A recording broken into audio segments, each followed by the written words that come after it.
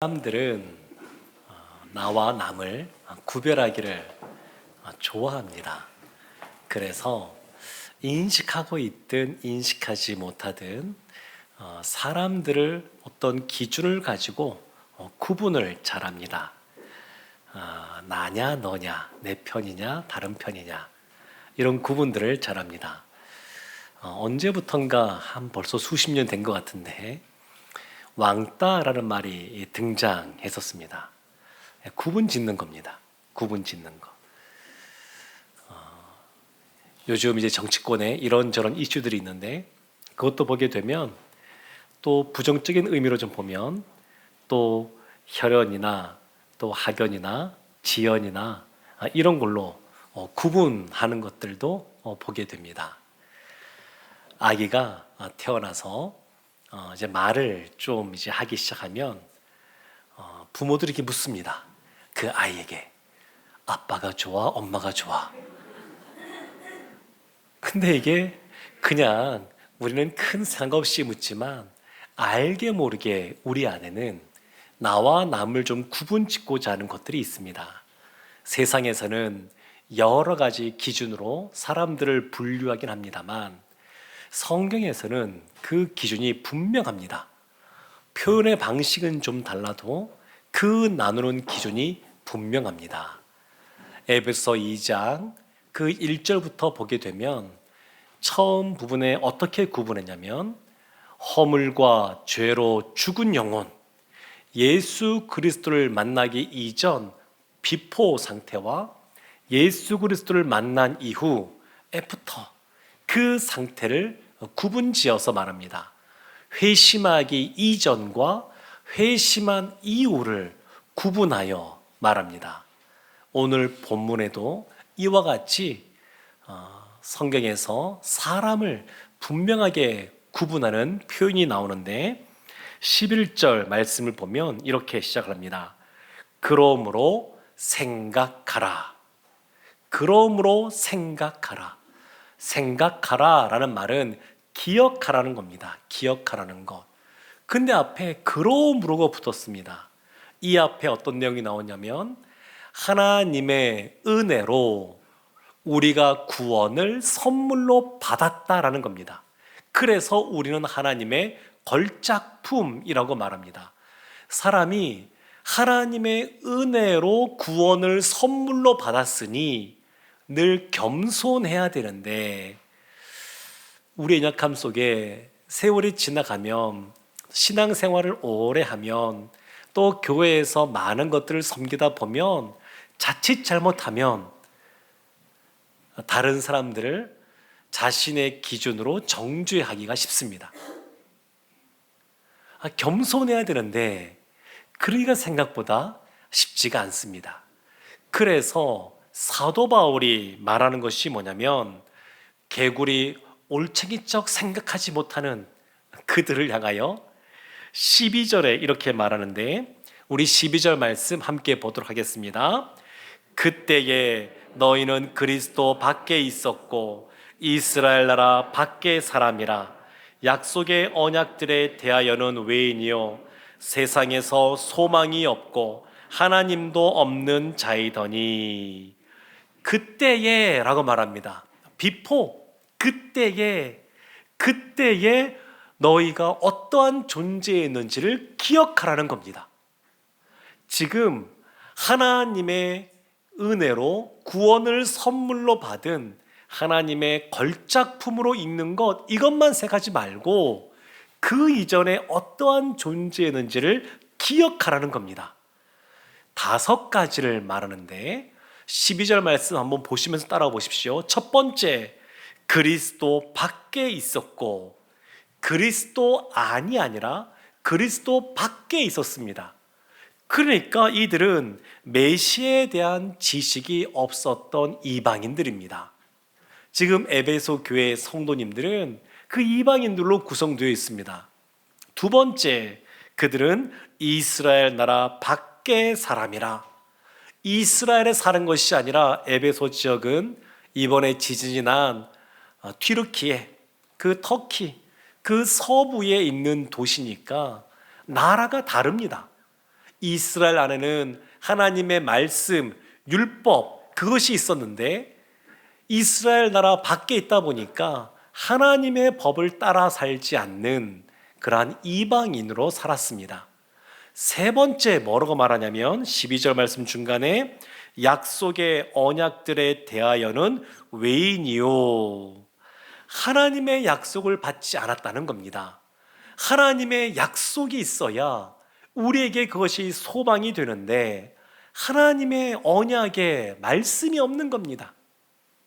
네 번째, 그 뒤에 보면 세상에서 소망이 없고 하나님의 약속도 없고 부활도 없다 보니까 소망이 없는 겁니다. 세상에서 아무리 많은 소유를 갖고 있고 권력을 갖고 있고 명예를 갖고 있다는 할지라도 그들은 어떠한 존재냐? 그리스도 밖에 있는 소망이 없는 사람들입니다. 이방인은 그렇다는 겁니다. 다섯 번째, 하나님도 없는 자이더니, 이렇게 말합니다. 하나님도 없습니다. 하나님도. 그러니까 이들은 우상을 섬기고 하나님을 섬기지 않았습니다. 에베소 지역에는 아데미 신전이라고 하는 큰 신전이 있어서 그 아데미 여신을 많은 사람들이 섬겼습니다. 하나님이 없었습니다. 사랑하는 성도 여러분, 하나님이 없다라고 할 때 이것을 무신론이라고 말하는데, 무신론은 크게 두 가지로 구분이 됩니다. 하나는 하나님이 없다라고 말하는 겁니다. 하나님이 없다라고 하는 것이 그 사람의 신념입니다. 그러니까 그 사람은 속과 겉이 같은 사람입니다. 하나님이 없다라고 말하고 하나님이 없다라고 말할 뿐만 아니라 하나님이 없으니까 없는 것처럼 행동하고 생각합니다. 또 하나가 있습니다. 실천적 무신론이라고 말하는데, 실천적 무신론자들은 어떻게 말하냐면 하나님이 있다라고 말합니다. 하나님이 있다라고 입술로 고백하는데 실제로 그의 생각과 그의 행동을 보면 하나님이 없는 것처럼 행합니다. 그리스도 밖에 있는 사람, 그때에 그리스도 밖에 있는 사람들은 이스라엘 밖에 있는 사람들이고 무엇보다 하나님의 약속이 없는 사람이고 세상에서 소망이 없는 사람들이고 하나님이 없는 그러한 존재들입니다. 디도서 1장 16절에 이런 말씀이 있습니다. 이들이 하나님을 시인하나 행위로는 부인하니 가증한 자요 복종하지 아니하는 자요 모든 선한 일을 버리는 자니라. 실천적 무신론입니다. 하나님을 입으로는 시인하지만 행위로는 부인하는. 그런데 그때에 그 이전에 그와 같이 행했는데 이제는 다른 사람이 되었습니다. 이제는 에베소 교회 성도님들이 그때에는 그리스도 밖에 있는 이방인으로 살았지만 세상에 소망이 없고 하나님이 없는 그러한 모습으로 살았지만 이제는 달라졌습니다. 그래서 13절에 이렇게 말합니다. 함께 우리 13절 말씀 보겠습니다. 이제는 전에 멀리 있던 너희가 그리스도 예수 안에서 그리스도의 피로 가까워졌느니라. 아멘. 이제는 가까워졌습니다. 그리스도 밖에 있다라고 하는 것, 아담이 죄를 지어서 하나님으로부터 형벌을 받다고 하는 것은 하나님과 사람 사이의 단절을 의미합니다. 단절. 하나님과 사람 사이에 담이 세워져서 막혀버린 겁니다. 단절입니다. 그러면 그리스도 안에 있다는 것은 뭐냐? 이제 성도는 그리스도 안에 있는데 그것을 한마디로 표현한 것이 뭐냐면 가까워졌다는 겁니다. 가까워졌다는 것.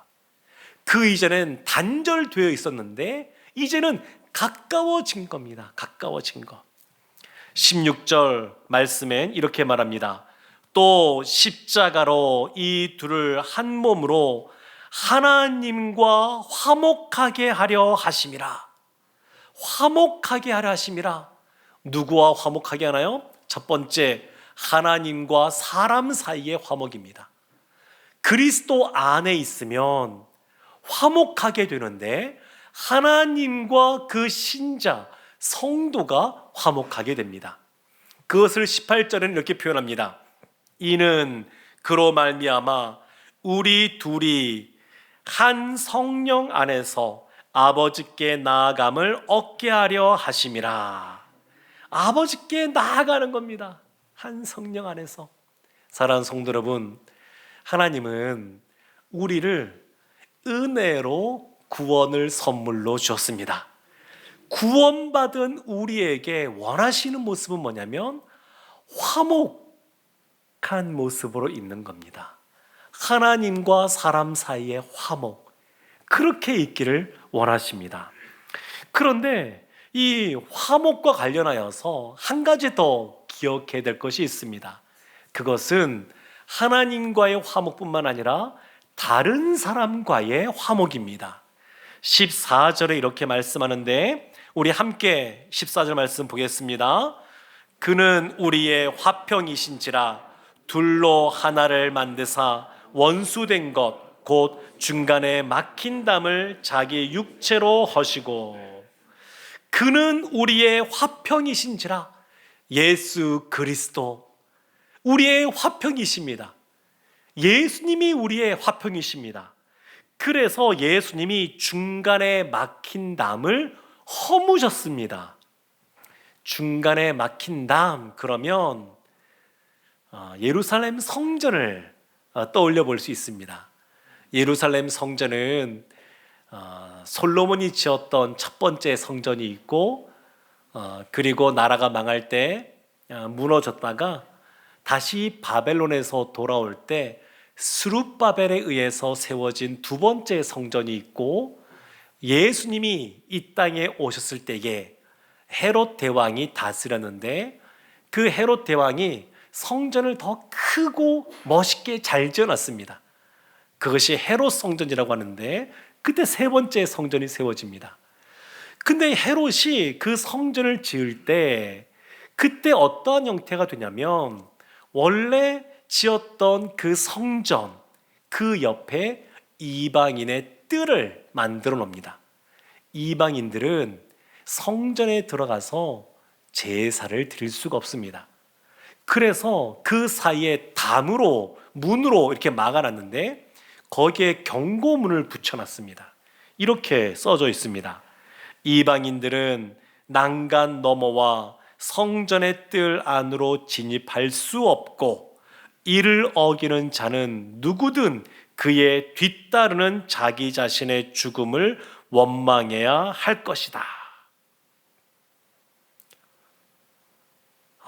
이방인은 공식적으로 주 앞에 나아가서 제사 드리고 죄 용서함 받고 공식적으로 하나님의 은혜와 복을 받을 수 있는 그 통로가 막혀버린 거였습니다. 근데 예수님이 오심으로 그 중간에 막힌 담을 허무셨습니다. 헐어버리셨습니다. 단절을 끝내고 이제 우리가 하나님께 가까이 다가갈 수 있도록 예수님께서 그와 같이 행하신 겁니다. 예수 그리스도는 우리의 화평이신데 하나님과 우리의 사이를 화평케 했을 뿐만 아니라 다른 사람과도 화평케 하십니다. 그래서 15절에 이렇게 말씀합니다. 법조문으로 된 계명의 율법을 폐하셨으니 이는 이 둘로 자기 안에서 한 새 사람을 지어 화평하게 하시고. 자기 안에서 한 새 사람을 지어 화평하게 하시고 이렇게 말합니다. 여기서 한 새 사람이라고 하는 것은 그냥 어떤 누구 한 사람을 말하는 것이 아니라 교회 공동체를 말합니다. 교회 공동체. 공동체를 말하고 있는 겁니다. 예수 그리스도의 십자가의 결과가 뭐냐면 교회 공동체입니다. 그래서 교회는 선택이 아니라 신자에게 쓰는 필수입니다. 필수. 홀로 신앙생활 할 수 없습니다. 하나님이 한 새 사람, 이 교회 공동체를 짓고 그 안에 한 영혼 한 영혼 주님을 나의 구주로 고백하는 구원을 선물로 받은 이들이 모여 있게 하나님께서 하셨습니다. 세상 사람들이 교회를 걱정하는 그런 안타까운 시대가 되었습니다. 그런데 그럼에도 불구하고 교회는 이 시대의 소망입니다. 왜 소망일까요? 교회의 머리 되시는 분이 예수 그리스도이기 때문에 그렇습니다. 우리의 부족함과 연약함이 있지만 교회는 주님이 다스리고 통치하는 곳이기에 여전히 오늘날에도 교회는 이 세상의 소망입니다. 그래서 교회는 한 영혼 한 영혼 예수 그리스도 그 복음을 받아들인 사람들이 모여서 하나 된 공동체를 이룬 곳이 바로 교회입니다. 우리 교회 또 많은 분들이 피스메이커 또 섬기고 후원하시는 분들이 많이 계시는데, 하나님은 우리를 단순히 평화 애호가 피스 러버로 우리를 부르시지 않으셨습니다. 우리를 화평케 하는 사람들, 피스 메이커로 우리를 부르셨습니다. 사랑하는 성도 여러분, 우리는 그리스도 안에서 화평케 하는 자가 되어야 될 줄로 믿습니다. 잠언 말씀 보면 27장 17절 이런 말씀이 있습니다. 철이 철을 날카롭게 하는 것 같이 사람이 그의 친구의 얼굴을 빛나게 하느니라. 철이 철을 날카롭게 하듯이 사람이 그의 친구의 얼굴을 빛나게 한다. 사람이 살다 보게 되면 다 자기 생각들이 있고 살아온 배경도 다르고, 교회도 보면 다른 이유가 아니라 예수님 때문에 다 모였기 때문에 각자 생김새도 다르고 다 자기 주장이 다릅니다. 그래서 그냥 성향적으로 잘 안 맞는 사람도 있고, 어떤 분들은 너무너무 찰떡궁합처럼 너무너무 잘 맞는 사람도 있습니다. 그래서 교회 안에는 아주 친밀하게 계시는 분들도 계시고, 때로는 서먹서먹하게 계신 분이 있을 수도 있습니다. 교회 안에 친밀하게 지내는 것 좋은 것일까요? 좋지 않은 것일까요? 좋은 겁니다. 너무너무 좋은 겁니다. 우리는 그리스도 안에서 한 형제요 자매 되었기 때문에 그리스도 안에서 서로 친밀하게 지내는 것 너무너무 좋은 겁니다. 문제는 주의해야 될 것은 뭐냐면, 그들끼리 모여서 너무너무 친밀한데 우리 교회 다른 성도님이 그 자리에 합류했을 때에 그냥 서먹서먹하고 거리감을 느끼고 담이 있는 것 같고, 그러면 문제가 됩니다. 그것은 문제입니다. 그러니까 어떻게 해야 되냐면, 누군가 새로 왔을 때에 그를 그 친밀함 속에 집어넣는 겁니다. 그래서 그분이 왔는데 너무 이곳은 저를 편안하게 해주고, 저를 너무 배려해주고, 저를 너무 챙겨주고, 이곳은 너무너무 사랑이 많고 너무 따뜻하고 너무 좋습니다. 그래서 친밀한 사람이 계속 많아져서 이 교회 공동체에 있는 모든 사람이 그리스도 안에서 아주 친밀해야 됩니다. 하나님이 원하시는 것이 그런 모습입니다.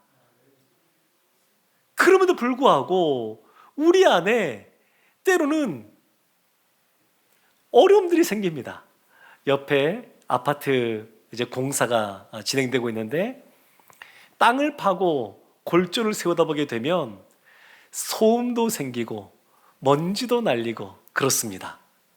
근데 이 공사가 계속 천년 만년 진행되는 것이 아니라 3년도 안 지나면 공사가 끝납니다. 다 이제 완공이 다 돼요. 그러니까 교회 공동체가 이런 곳이라고 할 수 있습니다. 때로는 사람들이 모여있다 보니까 철이 철을 날카롭게 하듯이 때로는 거기서 소음이 생길 수도 있고 먼지가 날릴 수도 있지만, 그러나 결국 서로 포용하고 이해해주고 화평케 하는 모습으로 우리가 힘써 인다 그러면 우리의 얼굴이 더욱더 빛나게 되고 우리의 공동체가 더 아름답게 될 줄로 믿습니다. 모세가 부름받았을 때가 혈기왕성한 40대가 아닙니다. 40세에 부름받지 않고 말도 어눌하게 하는 80세에 부름받아서 누구보다 온유함이 지극히 큰 자라고 인정을 받습니다. 예수님의 수자 베드로 보게 되면 그냥 가열질입니다. 그냥 막 바다에 뛰어들기도 하고 막 달려가서 무엇인가 하기도 하고 하는 다혈질입니다. 그런데 이 베드로도 시간이 지날수록 다듬어지고 또 깎이고 부서지면서 예수 그리스도의 십자가를 향하여 순순히 따라가는 주님의 제자가 됩니다. 그리고 결국 십자가에서 순교하는 그러한 모습을 보여줍니다. 사도 요한 1서에 보면 누구보다 사랑이 많은 사랑의 사도라고 일컬어지지만 그의 젊었을 때의 별명은 우레의 아들입니다. 우레의 아들. 자기 중심적이기도 하고 그리고 남보다 높아지고자 하는 마음도 많았던 사람이 이 제자였던 요한이었습니다. 그런데 세월이 지나면서 변화된 겁니다. 변화된 것. 사랑하는 성도 여러분, 우리가 주님의 자녀로 부름받았습니다. 우리의 의의가 아닙니다. 우리의 성품이, 우리의 인격이 다른 사람에게 내세울 만큼 우리가 무엇인가 멋들어져서 구원받은 건 아닙니다. 그래서 연약하고 부족함에도 불구하고 하나님의 은혜로 우리가 구원받았습니다. 그리고 그 구원받은 우리가 처음부터 구원받기에 합당한 모습은 아니지만 세월이 지나갈수록 그리스도 예수의 십자가 그 아래에서 예수님을 닮아가는 하나님의 사람들로 변화되어져 갑니다. 교회 공동체도 마찬가지입니다. 교회 공동체에도 주님이 머리 되시고 그리고 우리는 그 몸으로서 그 지체로서 이곳 가운데 있지만 우리의 모습이 완벽하지가 않습니다. 온전하지가 않습니다. 그러나 세월이 지나갈수록 하나님이 아름답게 우리를 만들어 가실 줄로 믿습니다. 오늘 중직자 선출하는 시간이 있습니다.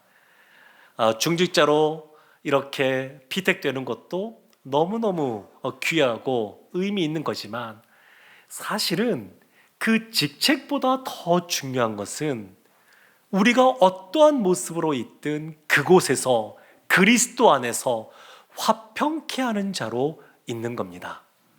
오늘 본문 말씀은 18절에서 맞춰지게 되지만 사실 11절부터 22절까지 한 단락입니다. 한 단락.